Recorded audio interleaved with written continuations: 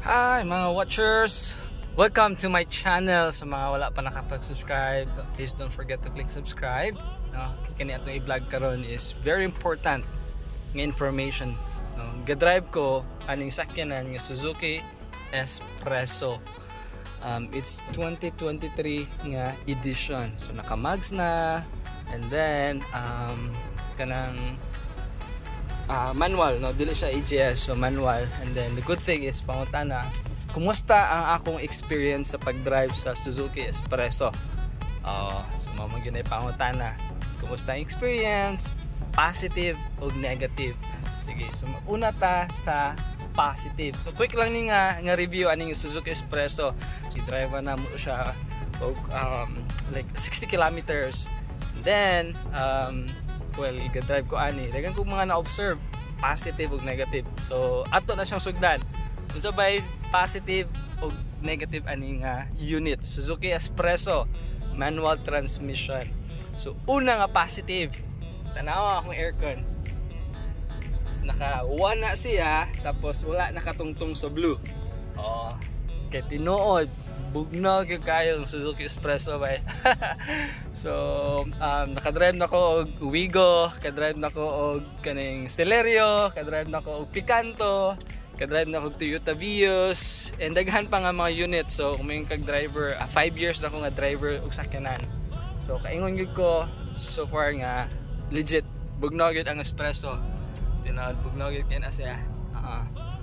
So karon ang temperature makaingon ko nga naa sa mga siguro ni 25 degrees Celsius. Inga na ang gauge, ibutang na ko. Sumot nag ako itungtong na sa blue. So ikaduha nga positive comment about espresso, fuel efficient. Look, sa 60 kilometers nga among gidagan sa akong family, 17.3 kilometers per liter ang iyang estimate. So inga na katipid. As in tipid good.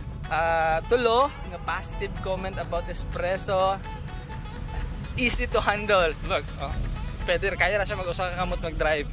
Dili kay tungod dugay lugar ko nga driver, pero kanang tsada gyud, tsada sa drivean. Dali ra dalon ganihan, nangita ako parkingan, dali ko kita og parkingan sa among giduan. Yes, ikaupat nga positive comment about Suzuki Espresso, budget meal. Kaning doon na akong bata, magtulo na pukon, tapos dire akong wife, ingon pa niya, tsada gyud yung posisyon, sitting position, tapos ang head space, lugar kumbaga, okay kayo, tapos sa likod, akong anak, comfortable kay siya, nga nasa likod, ga-enjoy gyud siya nga, 4 years old siya, tapos ga-enjoy gyud siya sa likod. Munang sa likod yung setup, so comfortable kayo. Panglima, nga positive na ako sa Suzuki Espresso, ground clearance. Yes, gamit kayo kanang 180 millimeters. Ako na sa iyo, 180 siya. So advantage siya sa gagmay nga mga unit, and then tsada gyud kayo yung ground clearance. Ikaunom nga positive comment na ako ani nga Suzuki Espresso, tungod kay manual siya, mas the more siya gahatag efficient. No, take note sa katong AGS and manual, tungod kay manual siya, akong comment sa manual, mas the more siya nga gahatag og kaning efficient in terms of pag-drive. Tanaw, nag 17.4 na pod siya. Grabe no. So hangtod karon gasaka pagyapon siya ang iyang efficiency. Pang-unom, pang-pito, og sa mga pan no.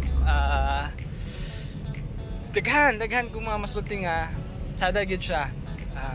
Efficiency, Bluetooth, gwapog speaker, enjoy ka na mo music while ga-travel me, tapos makita ang imong gauge, kana maka-enjoy ko nga positive comment ako ni compare sa uban nga mga unit nga ako na drivean. Kita sa akong wife ako ang pagpadagan, tapos ako po mismo makita na ako akong speed sa naka-kusgon. Okay. And direta sa negative. Sige, sa negative nga part, number 1, paminaw no, sa mga gaplano nga mag Suzuki Espresso, number 1 nga negative, madunggan ang gawas. Kung wala mo yung music, medyo makuhaan siya gamay. Pero mostly kung na maglabay nga mga sakyanan, no, for example mga nga sakyanan truck uban pa, madunggan siya. Kato pick up ikaduha kunong sa kadali. Ikaduha nga negative kay Suzuki Expresso, gaan siya drive-on in a sense nga dili siya kayo safe labi nagnaano mo sa highway gi-drive. Oo, mo na usa sa negative. And ay katulo is kaning madunggan nimo ang ligid labi nagkusog-kusog ng dagan, madunggan nimo ang sound sa pagpadagan nimo. And then kung ikaw first time mo gamit ani, ika-recommend gyud nako ni. Pero tong daghan ako mga natestingan nga mga unit nga sakyanan, kaingon ko nga siguro kung dugangan lang gamay imong price, for example mo 15,000 ang monthly, 16,000, as in kamo ra gyud magdungog sa sulod. Karon gaulan man karon, no? Hopefully kung ma-pick up pod ang ulan, kana gakadunggan siya sa sulod kung nay ulan. Anyway, sa akong nakita nga negative na akong impression sa Expresso kani mga curbs. So kung motongtong na ka sa 40, 50, 60 kilometers per hour nga gauge, curb nga mga dalan, o mura siya ka ng ilupaypay sa Bisaya pa ginatawag ng mga lupaypay. Kung pa left side ang curb, murag muadto siya dito nga side, so kung pa right side gaana siya compare sa other units nga bisag ka ng mga curbs wala siya problema. So kana. And then baka feel ka nga you're not safe lugar, pero kaya man niya so far.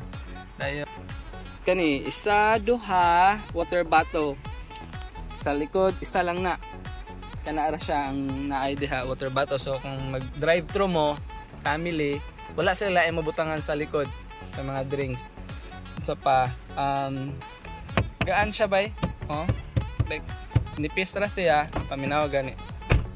So dili kay murag chunk ka ng sulid ang paminaw nimo kung mag-close ka sa door. What else? Gamay siya nga unit. Might be po yung mga dagko ninyo mga anak. For example, tulor lagi po yung bata pero naana sa mga 7, 8 years old, 8 pataas, 10, 11. So might be po mag-request ra po mag another unit kay piot na sa inyo ha. Pero sa ako nga gagmay pa ako mga bata, makain pa ko nga pwede pa siya sa mua lugar. So man kain ko nga okay ra. Sa pa ba? Legroom, wala problema sa legroom bay. Oh, positive akong legroom ani. Kung wife ako kasya kayo mi, wala gyud problema. Katura, so far makain ko katura yung mga negatives nga masulti na ako. So ang pangutan na kung worth it ba siya sa iyang price sa mga negative nga akong nasulti.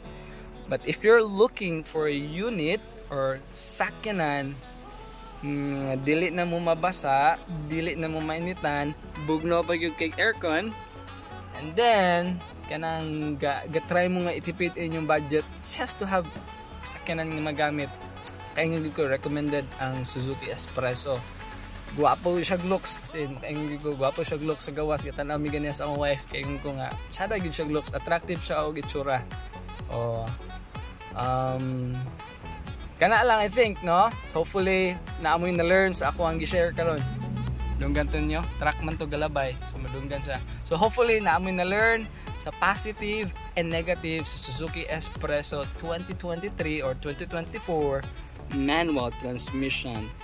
So ato lang guys, don't forget to click subscribe for more details sa atong unit, and please comment below kung sa pa yung mga sakyanan nyo gusto nyo ipa-review sa ako.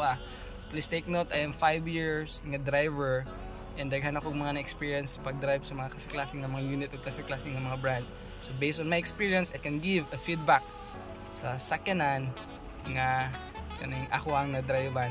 So kato lang guys, thank you so much and have a good night. Bye-bye.